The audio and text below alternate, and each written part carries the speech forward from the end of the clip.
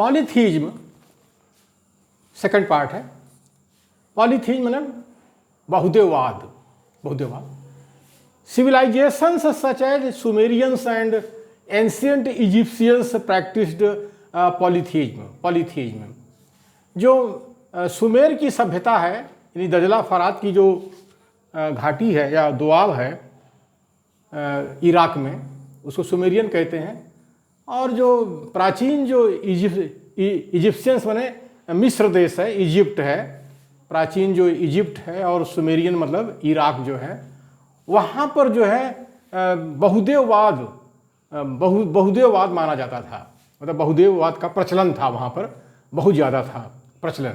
ये देखने में आता है कि मतलब ये कि बहुदेववाद कहाँ कहाँ था। तो इसमें था, इजिप्ट में था, और उसमें था सुमेर में था, सुमेर प्रदेश में था, यानी जो आज का इराक है, दजला फरात की जो घाटी है या जो मैदान है दोआब का, उसमें ज़्यादा था। उसमें later Sumerian gods would come to maintain human forms and trades. शुरुआत में तो जो बहुदेववाद है वो गोल गोल पत्थर से शुरू हुआ। गोल गोल पत्थर लेके बैठ गए, बोले जलदेव है, हवादेव है, ये हैं वो हैं, अग्निदेव हैं। बाद में जा कर के उन्हीं देवों को जो है उसमें इंसान की शक्ल में ले आए। क्योंकि कहते नहीं, जाकी रही भावना जैसी प्रभु मूरत देखी तीन तैसी। तो लोगों ने सोचा कि अगर हमारे हाथ पैर है तो भगवान के भी हाथ पैर होगा। तो उन्होंने जो है बहुदेववाद वालों ने क्या किया, जब भगवान की रचना की अपने मन से, तो उनको भी हाथ पैर बना दिए, सिर बना दिए, आँख बना दिए, ऐसे सब बना दिए। और फिर जब देखा कि अरे भगवान के तो एक ही सिर है, तो उन्होंने थोड़ा ज़्यादा से सिर बना दिया। फिर सोचे कि भगवान को जो है, देव देवी को जो है ये हाथ है, तो उनके 4 हाथ बना दिए, ये दिखाने के लिए कि हमारा भगवान बहुत ताकतवर है। और भारत में तो हम बहुदेववाद में देख रहे हैं कि यहाँ तो 4 हाथ वाले, 8 हाथ वाले देव देवी सब दिखाई पड़ते हैं। 4 हाथ, 4 मुँह वाले, 5 मुँह वाले देव देवी सब यहाँ हैं भारत देश में हमारे। लेकिन ये शुरुआत वहीं से हुई थी, सुमेर प्रदेश से हुई थी, यानी जो आज का इराक है, दजला फरात का जो दोआब का मैदान है, सुमेर प्रदेश जिसको मेसोपोटामिया भी कहते हैं, वहाँ पर इसकी शुरुआत पहले हुई है। तो Egyptians believed in life after death. Egyptians believed in life after death. ये जो मिस्र के लोग हैं, इजिप्ट के लोग हैं, वो ऐसा विश्वास करते थे कि आदमी मरने के बाद भी कहीं चला जाता है, वो स्वर्ग लोक में, नरक लोक में, जहाँ भी हो चला जाता है। और आज तो हम भारत देश में देखते हैं कि यहाँ भी जो बहुदेववाद हमारे भारत देश में है, बात तो वही है। पुरोहित लोग यही कहते हैं ना कि तुम्हारे बाबा मर गए थे, तो अभी जो है तुमने उस समय गाय दिया था, तो हमको गाय दिया था, तो हमने गाय को उनको भेज दिया था वहाँ। तो अभी क्या है कि उनकी गाय मर गई, तुम फिर से गाय हमको दो, हम फिर से वहाँ भेज देंगे।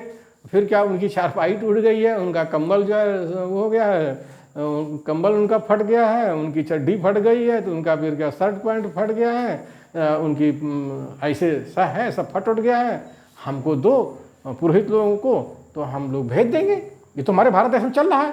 आज भी बहुदेववादी जो पुरोहित हैं सब कर तो रहे हैं ये।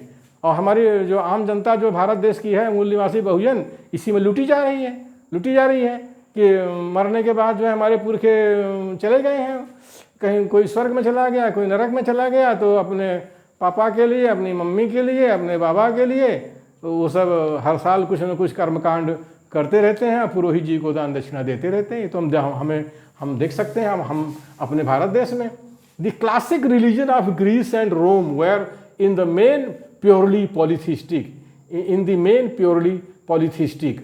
जो शास्त्रीय ढंग से, जो शुद्ध रूप से जो धर्म हैं रोम के और वहाँ के ग्रीक के, यूनान के, तो वो जो है शुद्ध रूप से जो है बहुदेववादी दिखाई पड़ते हैं। यानी जो ग्रीक है, यूनान है, वहाँ पर जो धर्म था वो भी जो है बहुदेववादी था। और जो रोम जो है वहाँ का भी धर्म जो है बहुदेववादी था। और ये जो है ग्रीक के जो लोग हैं, जो यूनानी लोग हैं, हमारे भारत देश में आए हैं, हमारे भारत देश में आए हैं, सिकंदर के आक्रमण के समय हमारे भारत देश में आए हैं, तो अपने साथ में जो है वो बहुदेववाद भारत में ले आए हैं। यहाँ तक कि जो ग्रीक की जो वो हैं, ग्रीक साहित्य में जो यूनानी साहित्य में जो कथा कहानियाँ हैं उसको भारत देश में अंदर ला करके यहाँ की परिस्थितियों में वेद पुराण स्मृतियों की रचना उन्होंने की है, या रामायण महाभारत की रचना की है।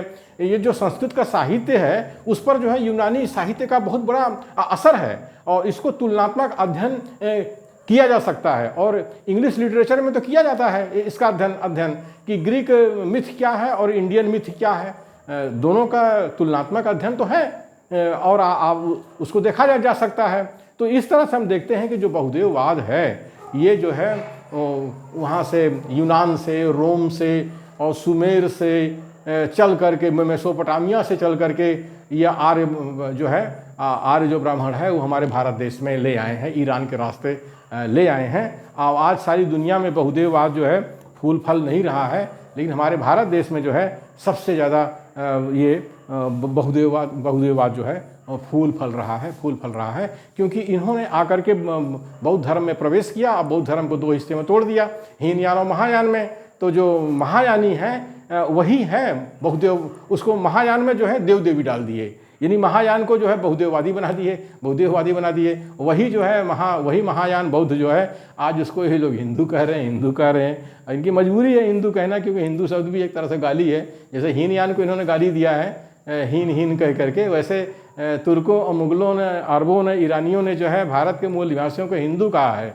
हिंदू का मतलब काला, चोर, कमीना, काफिर, लंपट, व्यभिचारी, इस तरह से है। लेकिन अब ये क्या करें, इनकी मजबूरी है आर्य ब्राह्मणों की कि वो जो है अब बहुदेव जो हमारा महायान बौद्ध है उसी को अब ये हिंदू कह रहे हैं, कभी सनातन कह रहे हैं, कभी वैदिक कह रहे हैं, कभी कुछ कह रहे हैं। सच्चाई यही है कि ये बहुदेववादी बाहर से आए, ईरान, तुर्किस्तान और रोम, ईरान, तुर्किस्तान, सुमेर, मेसोपोटामिया से आए और हमारे भारत देश में बौद्ध धर्म को ख़त्म कर दिया, और जो है अपना बहुदेववाद को फैलाए हुए हैं। ये है हमारे भारत देश का इतिहास। इसीलिए बहुदेववाद को पढ़ना बहुत ज़रूरी है, और एक देववाद को भी पढ़ना बहुत ज़रूरी है, क्योंकि एक देववादी जो है तुर्क और मुगल थे, वो भी हमारे भारत देश में आए हैं, और दोनों देव धर्म हैं, और दोनों देव धर्म मिल करके बौद्ध धर्म का कबाड़ा कर दिया, बुद्ध को भारत से भगा दिया।